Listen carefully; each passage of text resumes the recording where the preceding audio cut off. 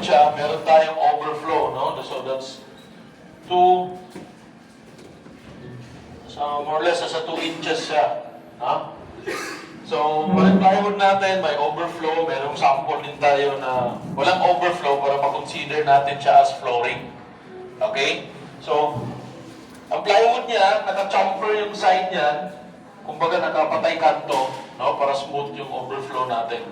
And then, na-primer na siya ng industrial epoxy na white. Okay? Primer na siya industrial epoxy na white, and then nalihan na siya, nawala na yung kintab niya. No? Roller applied lang, kasi para lang ma-sealed yung open pores ng plywood natin. Okay? Kaya ganyan na yung itsura niya. So, ang example natin is a combination of industrial epoxy and laminating epoxy. So to give you an idea for the measurement, ang board natin is 0.5 by 1 meter. Okay? So 0.5 by 1 meter, ibig sabihin meron tayong 0.5 square meter. No? Ayan. So kung sa flooring yan, meaning you require 0.5 kilograms. Di ba? O 500 grams kung flooring siya. Pero dahil may overflow tayo, and 2 inches siya, so times 2, you need 1 kilogram. No? Na total na combination. So, depende na yan dun sa design nyo, kung ilan yung highlights mo, no? Yung pang-highlights na design, yung accent na color, at saka ilan yung base nyo. No? So, dito, dinivide natin. Ilan to bro? Yung industrial white natin. So, main color natin is industrial white.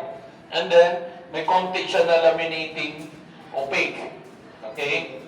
Yan. So, nasa inyo kung hatiin nyo ba. So, siyempre, kung konti lang yung highlights, so konti lang yung laminating opaque na gagamitin. Yan. So, dahil maliit lang ito na project, gaya ng sabi ko, pag laminating o industrial, o laminating na paglagay ng kulay, kailangan mailagay muna yung pigment dun sa part A. No? Para hindi kayo maghahabol ng oras bago nyo lagyan ng hardener. Diba? Pero pag ganito lang, pag sanay na kayo, maliit lang yung project natin, so hindi magkukonsume ng malaking oras. So ang gagawin ko, para konti lang yung container na magagamit ko, is ilalagay ko na yung, i-mix ko na yung A and B, tsaka ko siya hahatiin into different colors. Okay? So, ang kulay natin dito, ito. So, ito yung part A natin, and the part B. So, still 2.5:1 yung ratio niyan, na-compute na yan. I-mix ko na.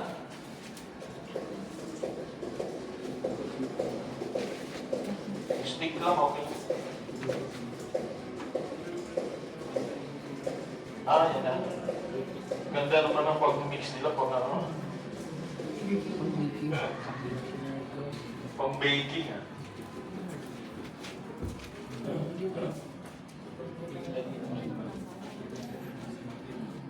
Okay lang yan.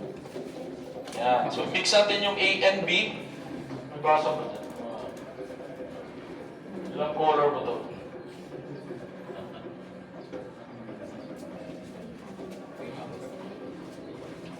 Yan, okay lang mali.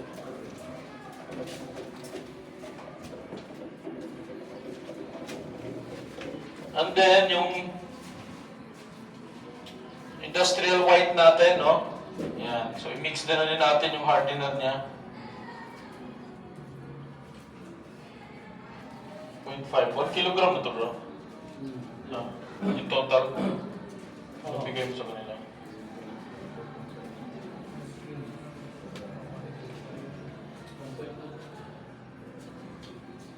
Yan. So, pang-mix lang dito.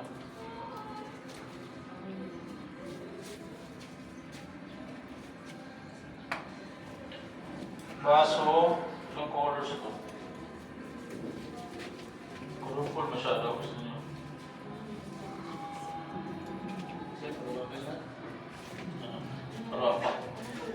So, hindi na lang natin gawin na common. So, sige, stick.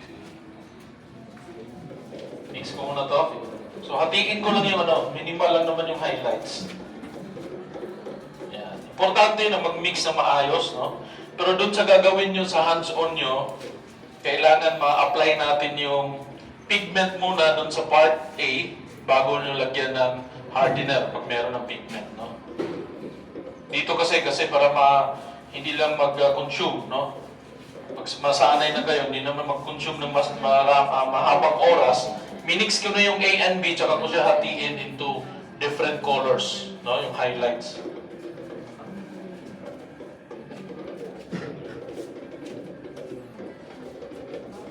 So, minimal lang yung highlights niya, maliit lang.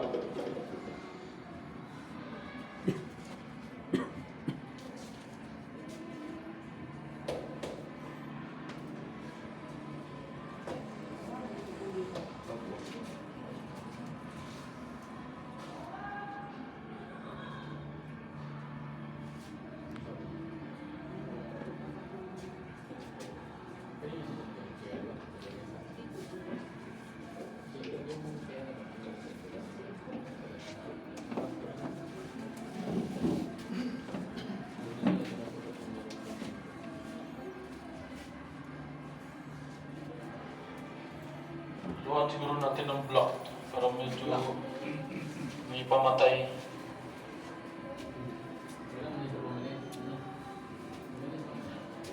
Cobalt violet.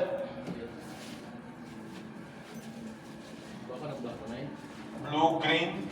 Oo. Black. Pangatlo na lang yung black. Ay, hindi. Dito na lang yung black. Huwag na idagdag. Blue, green, and then the black.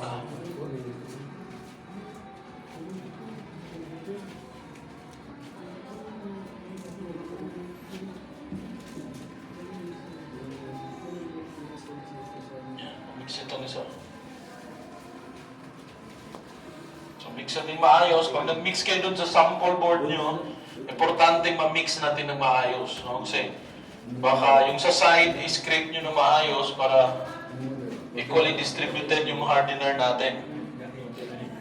Diyan sa mga students namin, meron lang dalawa, no? Na minsan hindi nag-cure yung board nila dahil it's either hindi nalagyan ng hardener, no? Napasarap na, gustong-gusto na ibuhos, no? Or masyadong mabilis yung pagkahalo. No? Ayan. So, pag ganito lang kaliit na volume, pag nasanay na kayo, hindi na kami nagkikilo, no? Kasi makikita nyo na yung transparency niya kung kulang yung pigment mo or hindi. No? Pero pag mga galon or pail na yung haluin nyo, para mas equal, no? Mas maganda kiluhin nyo yung pigment nyo. Yan. Makikita nyo naman yung transparency niya kung kulang o hindi. Pwede ba food coloring ka? Food coloring? Hindi siya metallic. Magkakaroon siya ng kulay pero hindi siya metallic. Goldilocks? Tapos yung cake na ube.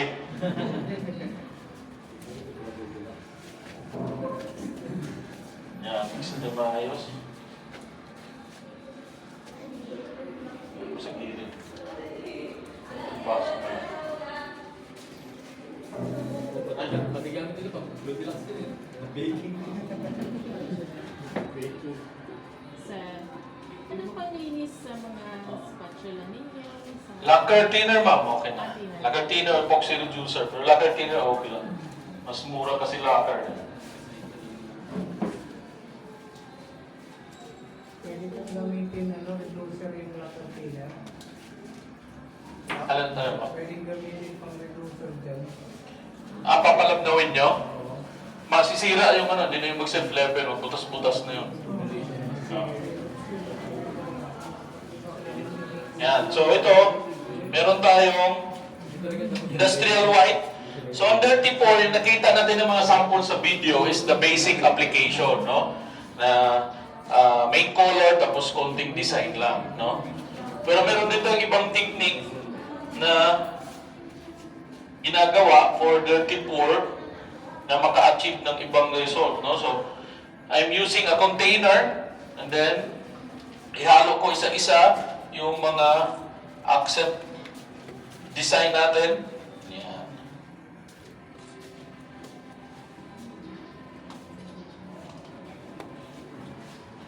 Black, cobalt violet. Yan. Mekos-mekos lang yan.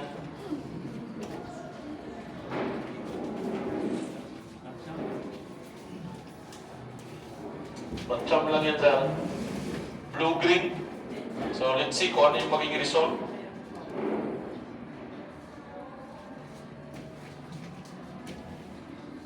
Para lang siyang shade. Lagyan ko ng konting white sa ibabaw.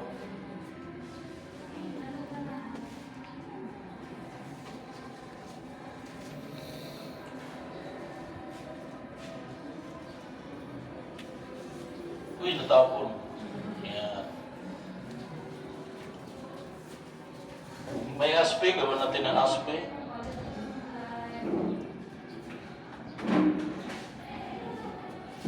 So ito din yung technique na dirty pour, maganda sa mga marble look, no? Yan. So hindi mo siya kailangan galawin lahat kasi yan yung nagiging result niya sa combination, no? And then yung space, fill in natin ng pure na industrial white.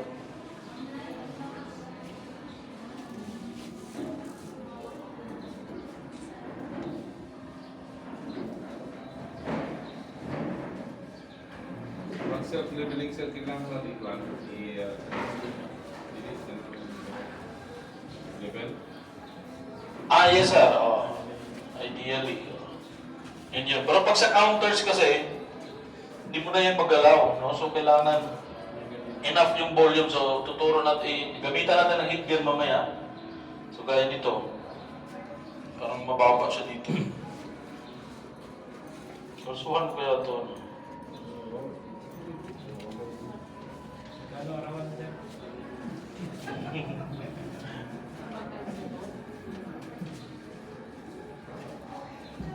So fill in ko na lang yung mga spaces na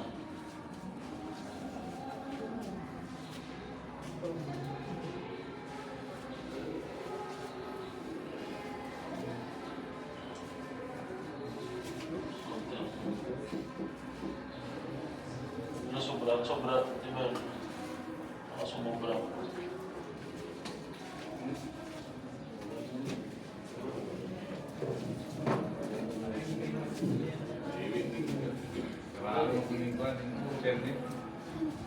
Yan. Then, pwede tayong gumamit, spatula, brush, or anything na i-fill in lang natin. No? So, hindi natin kailangan galawin lahat yung design kasi masisira yung dirty pour niya. No? Yung outcome na ganyan. So, yung termination lang, na medyo magaganda tayo, hindi siya kaganda, tingnan nyo lang yung galawin natin.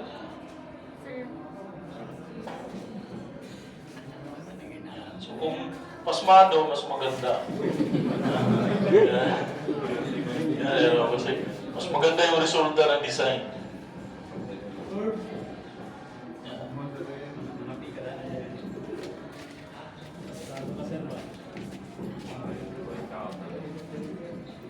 Yung gitna lang yung ginagalaw ko. Para hindi lang mahalata yung pinagtuluan.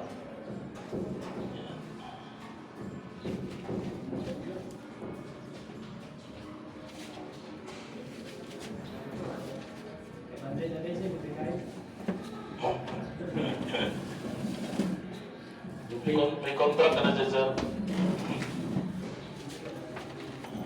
So, walata lang kasi yung puti na pinagtuluan siya, yun lang yung gagalawin ko.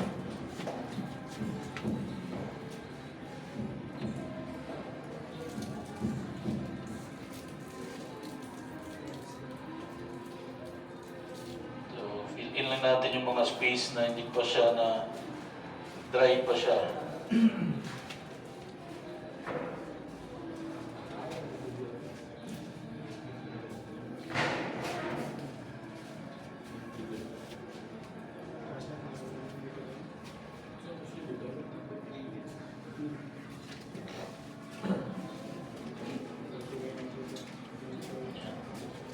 Gusto nyo magka-create ng lines, pwede nyo ba tayo? Ayan.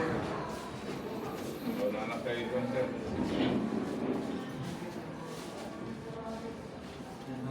Ano naman?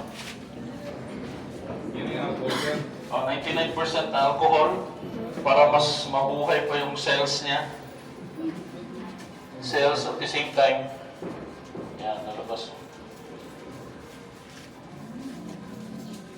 At the same time, kung meron kang bubbles, mas mapapawala niya. Pero yung cells niyan, yan yung nag-create din ng alcohol. At the same time, yung sa industrial, kusa na siyang lalabas.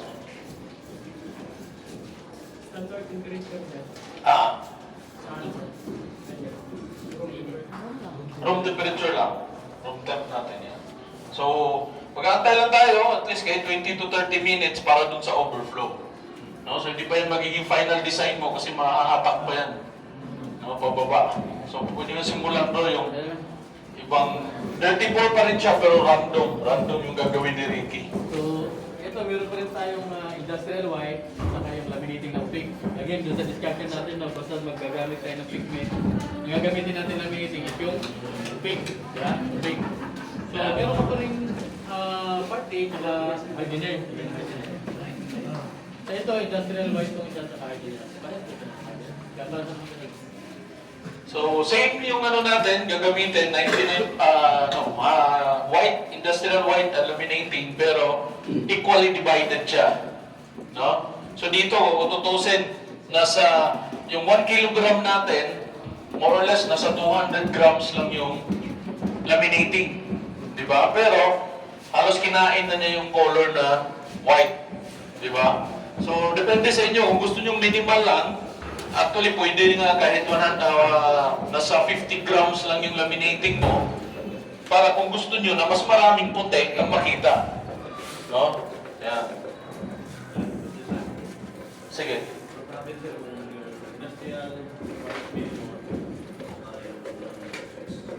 Sa industrial natin, yung hardener, sabi ko sabihin, yung hardener walang problema. Kasi it's the same. Ang industrial, kaya pareho siya ng formulation eh. Kasi pareho para sabay yung curing niya. The ratio pareho, din naman sila. No? So walang problema magkapalit yung hardener natin sa industrial and laminating. Yung ibang epoxy lang natin mamaya, yun yung bawal magpalit.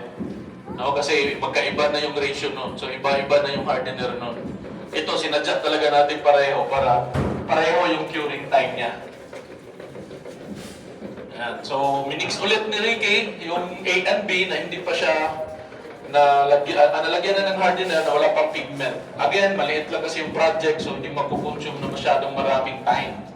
No? Pero dun sa sample board nyo, sanayin nyo na set na namin yun, na hiwa-hiwala yung hardener para masanay kayo na lagyan muna ng pigment yung part A bago nyo lagyan ng hardener.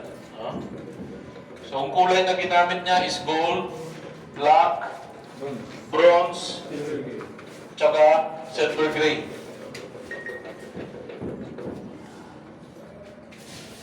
Parang marble din yan, no?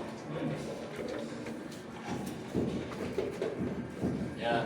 So kung gagawa kayo ng mga sample board with your clients, doon sa plano na kumuha ng kliyente, make sure pag gagawa kayo ng sample board, naka-document yung yung ginamit nyo.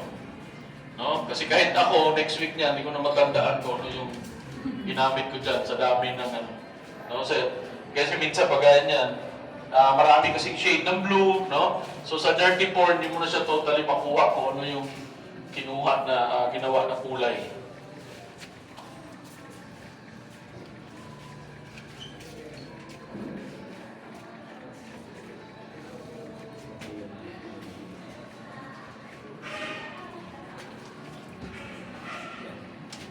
Konti yung lagyan mo konti dito.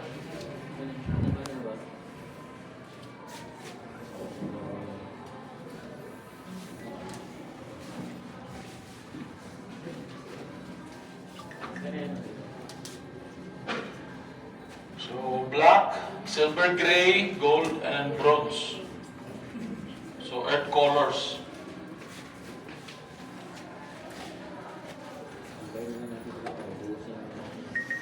So yan sir, hardener at saka yung metallic pigment. Yung ginamix natin, A and B, part A resin, hardener, at metallic pigment. So ito yung laminating opaque natin, na colorless. Yung white, Yung white is industrial, epoxy. with hardener. With hardener rin. Lahat may hardener yan. No? Kasi pag gamitin natin na walang hardener, hindi talaga mag-cure yan. So gaya nung sa pati natin, no? Ilinawin ko lang din. Paggawa ng masilya, hahaluan ng patching compound, kailangan may hardener din yun. No? So, kasi dun sa Cagayan de Oro namin, dun sa project niya, walang hardener, part A lang. Baka sa isang linggo na daw, di pa rin natuyo. No? So kailangan 2 components lagi. No? Mag-asawa lagi yan. So akala niya, doon lang daw sa part A yung ilagay yung patching compound, no? Yung calciumine. I-scrape talaga yun. Oo. Scrape yun. Hindi na yun natutuyo kahit abutin pa siya ng doon. Oo, malagkit yun. Oo, mahirap maglinis ng ganun. Kailangan mo siyang i-scrape.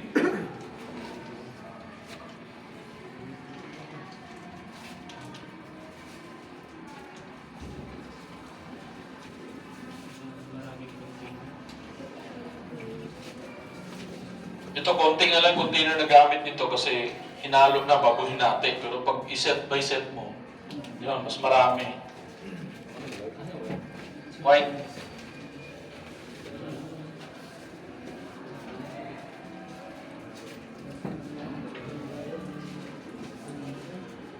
Yan, so tingnan nyo na lang kung ano yung gagawin ni ano.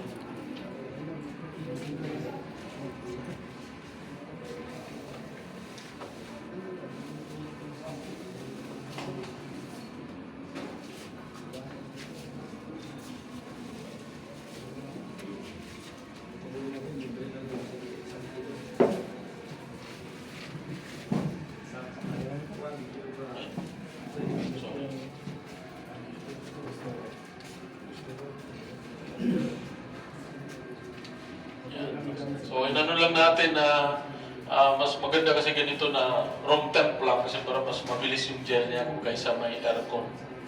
No? At the same time, pag nag-hands-on kayo, at least fan lang. Meron pa rin areas na open. Hindi tayo kulog.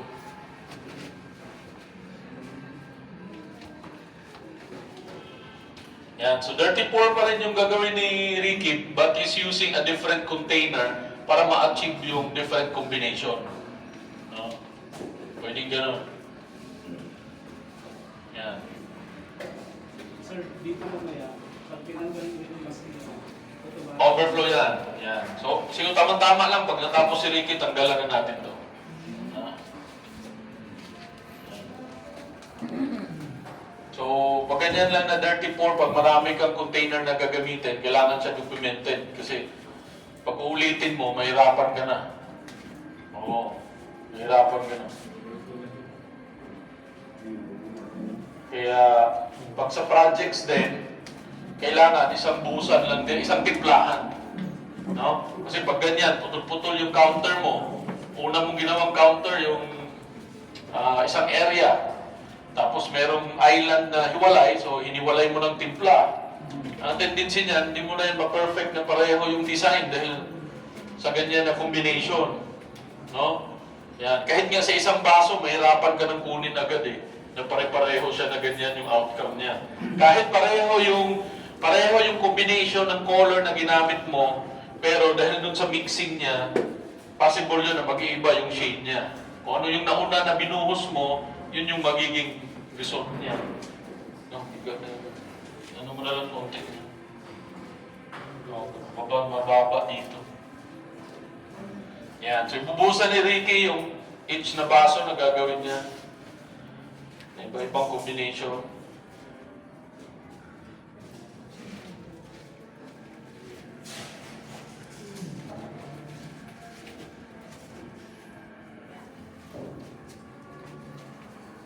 Okay.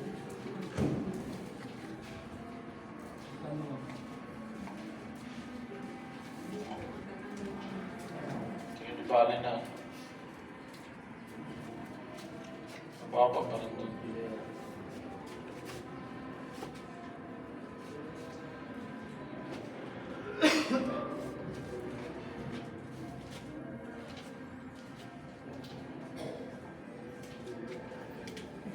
So, iba-ibang combination sa each na baso na binuhos niya. So, yung resulta ng dirty pour mo, iba-iba rin.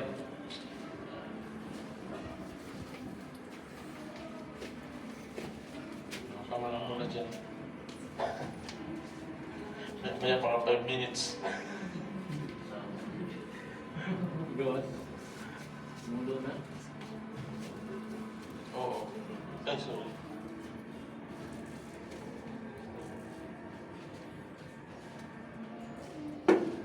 So yung cells na lumalabas na ganyan, hindi mo yun siya ma-achieve kung pure na metallic epoxy lang yung gagawin mo. No? Laminating metallic pigment, basta walang industrial, hindi ka makakreate ng cells. No? So iba-iba yung resulta niya. At the same time, pag meron ng industrial, hindi mo na siya totally makita yung puro na glittering niya, yung parang glitters. No? Kasi kakainin din siya ng industrial. So iba-iba yung effect niya. Mas glittering yung effect niya pag pure na metallic epoxy. Ibig sabihin, laminating epoxy with metallic pigment. Pag dito naman sa may industrial, nakakreate siya ng cells, yung bilog-bilog na yan. No? Yan, yung lumalabas sa ganyan na bilog. Pero, natatakpan din niya yung parang glitters na effect. No? So magkaiba sila ng epekto.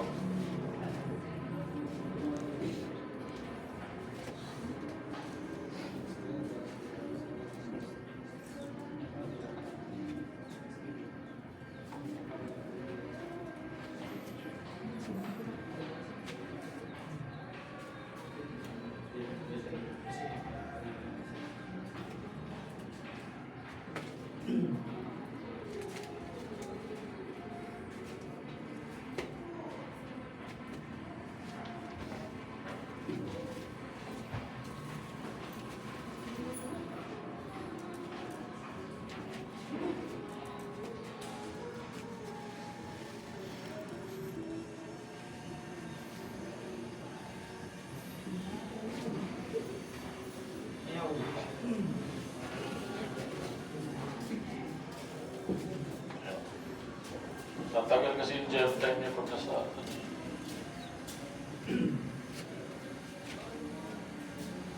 sige, on na lang. On nyo na lang yung electric fan sa tapan.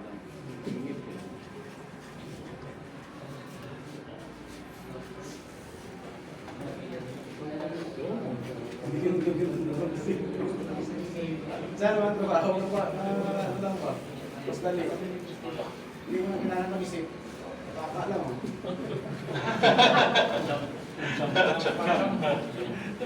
Ayan o. Diba? Hindi mo na kailangan mag-isip pa.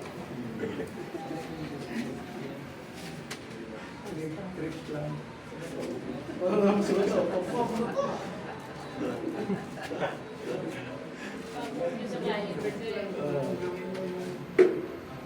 Siya na rin sa ulo niya. Sabi ko, kaya sa mga ko sila.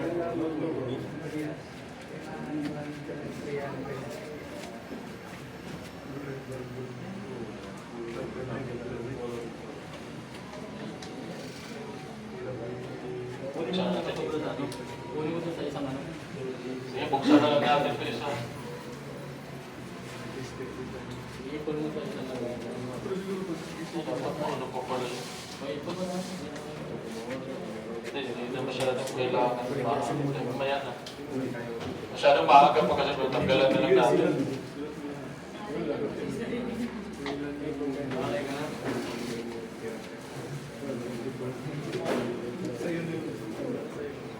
Okay, tanggalan natin ng tape, yung kabila, no?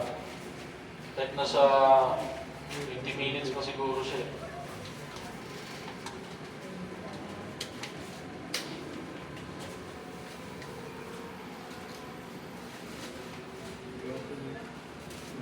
Sa kabilang dulo.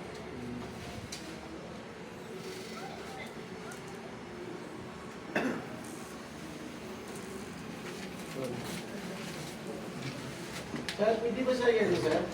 Ilagay sa, ano? Sa acrylic? Sa acrylic? Ibigit ba? Acrylic na sheet na board. Oo. Hindi siya, madali siyang, ano, kasi hindi siya porous eh. Kung lilihain mo. Kung gawin translucent ba, lagyan ng ilan. Oo, pwede. Pwede naman na solid siya. Ang forma mo glass. Ganyan, glass mo. Para pag ano, madali mo siyang script. Buo. Oo, 3mm, lagyan mo ng LED. Yan. So yan, pwede mo siya basahin. Para pantay yung, ano niya. Oh, dito mapanis sir. Pag kinamay. May pala, sir. Oo.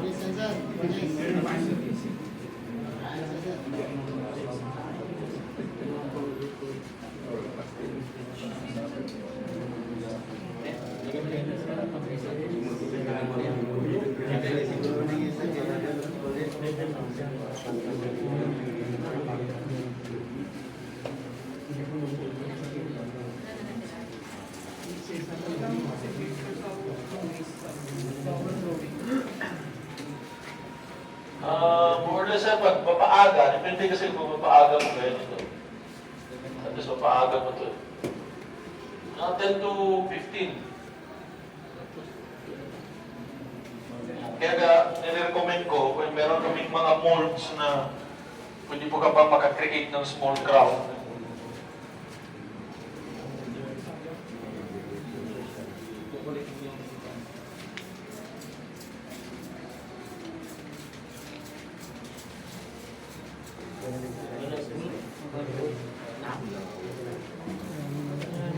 So sa areas, no, sa mga countertops, ito kasi maaga pa. Sa mga countertops, especially sa concrete, hindi mo na pwedeng makalsuhan yan, no? So may areas talaga na mataas. So hirap siya mag-flow. So pwede nyo siyang tulungan ng heat gun, no? Tulak nyo lang siya. Ito kasi lahat na ano niya. Pwede mo siya alalayan lang na gano'n. Hanap ako ng na-fill-in na niya lahat. Ito may pahipo ma'am na akong gloves ko. Isa doon. Parang mayroong tuyo doon. Sa kanto. Yan.